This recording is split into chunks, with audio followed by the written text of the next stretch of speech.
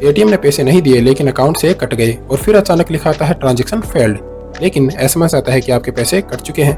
ऐसी कंडीशन में ज़्यादातर लोग घबरा जाते हैं, लेकिन आपको घबराने की जरूरत नहीं है क्योंकि आरबीआई में इसके लिए साफ साफ कानून बनाए गए हैं। एक केस में दिल्ली के एक आदमी ने 5,000 रुपये निकाले, मशीन से पैसा नहीं निकला लेकिन अकाउंट से डेबिट हो गया। बैंक ने एक हफ्ता टाल मटोल किया, लेकिन जब उसने आरबीआई को रूल बताया तो अगले ही दिन पैसा वापस आ गया और बैंक को मुआवजा भी देना पड़ा। आरबीआई के सर्कुलर के अनुसार अगर एटीएम ट्रांजैक्शन फेल हो जाए और पैसा कट जाए तो बैंक को T+5 वर्किंग डेज के अंदर पैसा लौटाना होता है। T+5 वर्किंग डेज का मतलब होता है कि जिस दिन ट्रांजैक्शन किया गया था उसके अगले 5 दिन के अंदर जो पैसा है वो वापस आ जाना चाहिए। अगर पैसा इस टाइम लिमिट में नहीं आता है तो ग्राहक को 100 रुपये प्रतिदिन का मुआवजा देना होगा जब तक कि पैसा वापस नहीं आता।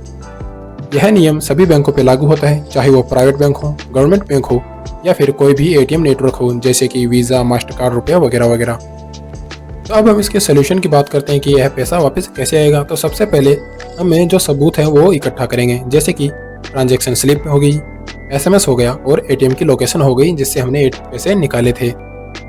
और उसके पश्चात तुरंत कंप्लेंट दर्ज करें बैंक के ब्रांच में या फिर कस्टमर केयर या नेट बैंकिंग के द्वारा हमें कंप्लेंट दर्ज कर सकते हैं। और उसके पश्चात जो कंप्लेंट नंबर है उसे भी हमें दर्ज कर लेंगे। अगर 5 वर्किंग डेज में पैसा नहीं आता है तो बैंक को हम लिखित रूप से याद दिलाएंगे और 100 रुपये पर डे के मुआवजे की मांग करेंगे।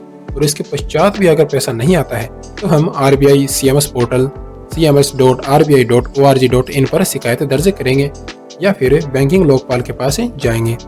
अगर एटीएम में बार बार पैसा फेल हो रहा है तो बार बार ट्रांजैक्शन करने से बचें, वरना एक ही दिन में कई बार पैसा फंस सकता है। दोस्तों, इस वीडियो को अपने परिवार और दोस्तों के साथ जरूर शेयर करें ताकि उनका पैसा फंसे तो तुरंत एक्शन ले सकें।